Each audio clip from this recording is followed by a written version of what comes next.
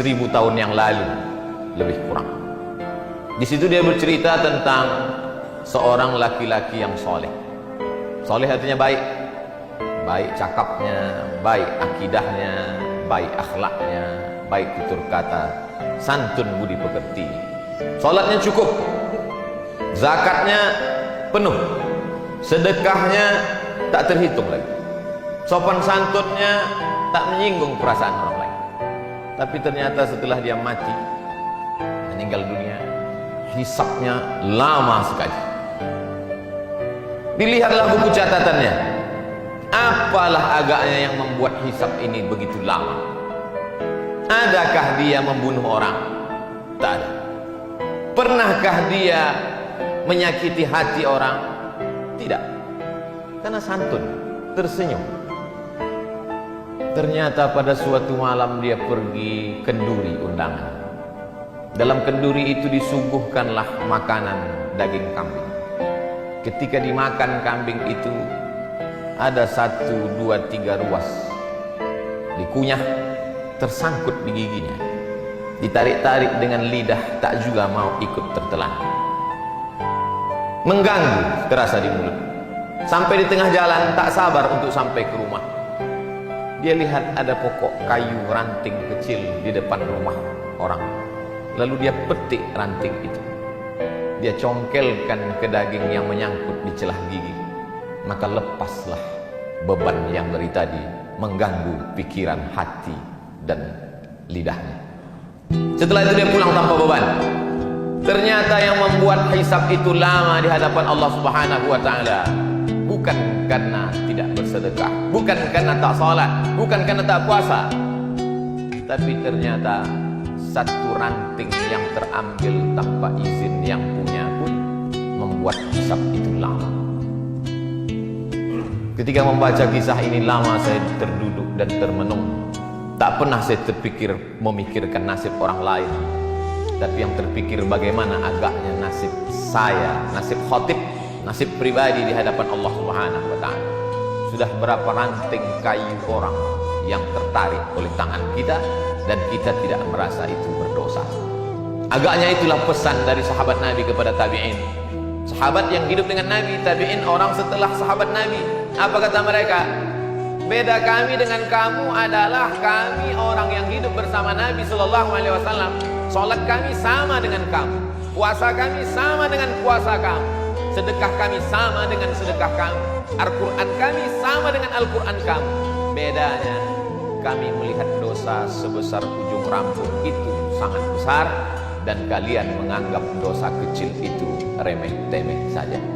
Oleh sebab itu hari Jumat bulan baik, agung dan mulia, bulan peningkatan, bulan Syawal, bulan setelah Ramadan yang diagungkan, dimuliakan Allah Subhanahu wa taala.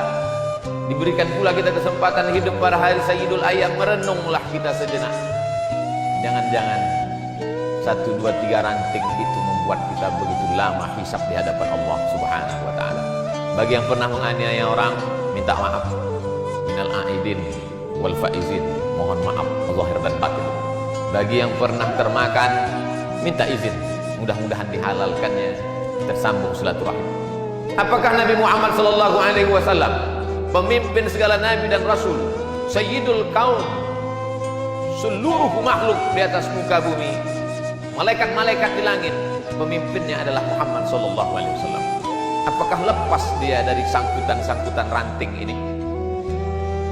Hari Rabu Nabi naik ke atas mimbar. Hari Senin beliau meninggal.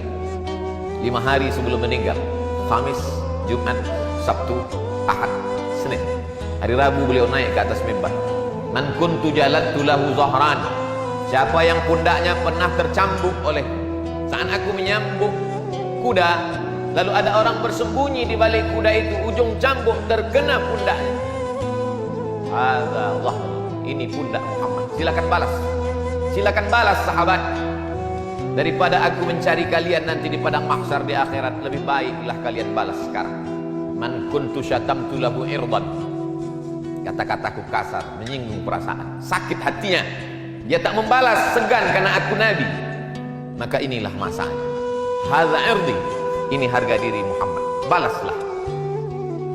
Nabi sedang menunjukkan bahwa dia pun tetap meminta maaf atas apa yang pernah dia lakukan, baik yang zahir, pundak tercambuk, maupun batin, hati yang tersinggung.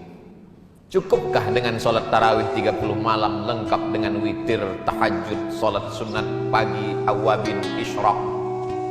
Cukupkah dengan zikir, membaca Al-Quran, khatam berkali-kali? Tak lepas, wahai jamaah Jumat yang dimuliakan Allah Subhanahu wa ta'ala.